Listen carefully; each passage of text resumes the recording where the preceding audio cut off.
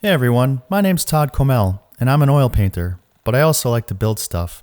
And in today's video, I'm going to be building a rolling studio work table with some basic tools, including a circular saw, cordless drill, tape measure, a couple of speed squares, a T-square, straight edge, and some safety equipment. I took a trip to my local home center and came back with some 2x4s, a couple of 4x4s, a sheet of 3/4 inch plywood, casters, and I'm also going to be using some 1/2 inch plywood that I had left over from a previous project. I'm going to be doing all the cutting outdoors on sawhorses, and I like to spread out a few 2x4s to help support the plywood. This work table is going to be smaller than a full sheet of plywood, so I'm going to be doing both a cross cut and a rip. And the first cut I'm going to be doing is a cross cut. Before you make the cut, it's important to set the depth of the blade to just below the bottom surface of the plywood. And the reason for this is so that you don't cut too deep into the 2x4s that are supporting the plywood, because we're going to use those later. When doing this adjustment on your saw, always make sure that the saw is unplugged so that it never turns on accidentally. The easiest way to pull off this cut would be to draw a square line at the appropriate length and freehand the cut with the circular saw. But over the years I've come up with this technique where I start the cut with a speed square and then I switch over to the T-square, and it ensures a perfect straight line. To set up for the rip, I mark the width of the work table in 3 locations and use the 4-foot straight edge to draw a long straight line.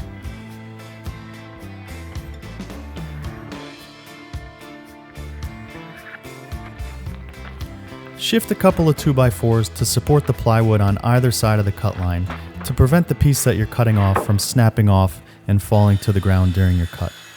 For this cut, I decided to go freehand, and I think it came out pretty well.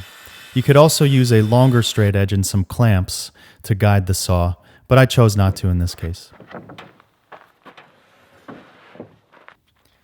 Because I consider myself an artist and not a woodworker, I absolutely hate sanding, but you really do need to sand the edges on this tabletop to make it a nicer end product, and so that you don't cut yourself or get splinters in the studio.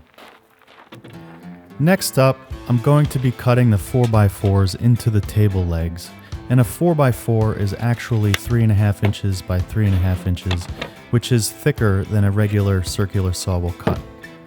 So in order to cut this, I draw a line all the way around the 4x4 with a speed square and cut the 4x4 from opposite sides.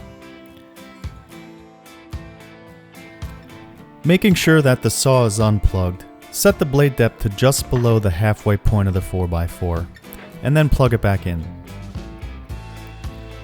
With the speed square as a guide, slowly cut through the 4x4 with the circular saw, keeping in mind that you're cutting through almost 2 inches of material, so it's going to take a fair amount of force to push that saw through. Flip it over and cut the bottom.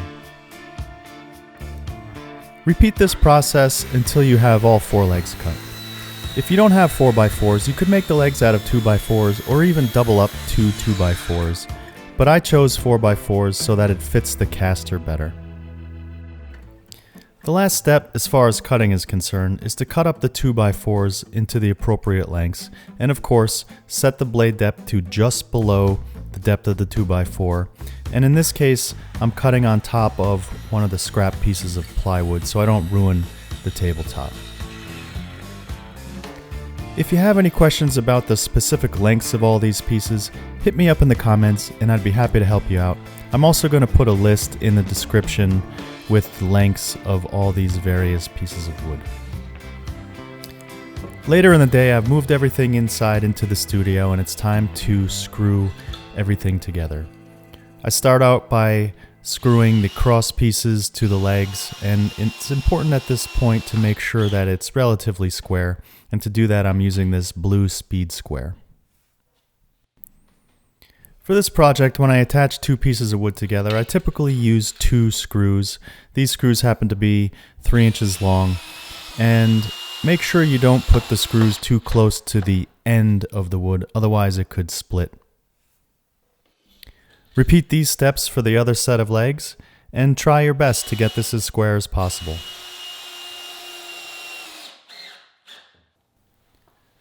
I bought these medium-duty casters at the Home Supply Center, but you don't have to. They're relatively expensive. I think these were about $8 or $9 a piece, so by the time you get 4 of them, it can be a little pricey. Doesn't necessarily need casters. You could also use less expensive casters, or even you could probably get away with just putting a couple of pieces of carpeting underneath the legs so that you could slide the table around if you needed to. Whichever way you decide to go, make sure you know the finished height of your table so you know how long to cut the legs. In this case, I wanted a finished table height of about 32 inches, so my legs were cut at 27 inches. The work table is still upside down, and for the storage shelf underneath the work table, I'm using 2 pieces of 1/2-inch plywood that I have left over from a previous project. Because I'm using 2 pieces of plywood, I put in this cross piece in the center to help support the ends. With the table flipped over now, I put in cross pieces to support the top surface of the work table, and in this case I decided to add 2 just to give it some extra support.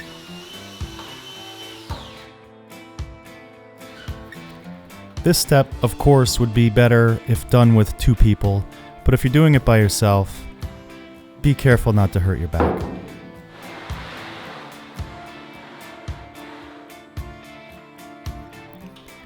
I cut this tabletop with the intention of having it hang over the base of the table by 1 inch. So at this point, take your time and go around checking that it is aligned properly.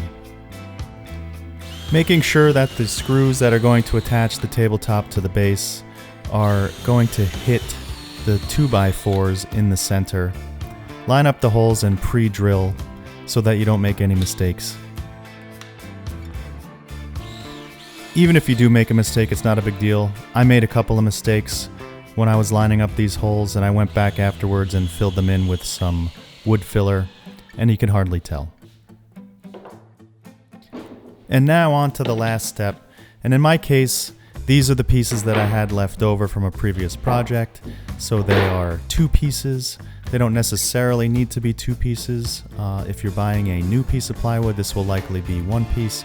But as you notice, I set up the support base to make it easy when doing this section. And by easy, I mean that these pieces are just rectangles and they are not complicated in that they are notched around the legs. If you decide to notch it around the legs, you will gain a little bit of storage area, but in keeping with the simplicity of this installation, I decided to not go that route. Because I use stencils in my artwork, I designed this work table to support this awesome cutting surface that I've been using for a couple of years. And there you have it. Thanks for watching, everybody. I hope you enjoyed this video. I certainly enjoyed making this table. If you like this video, please hit the like button.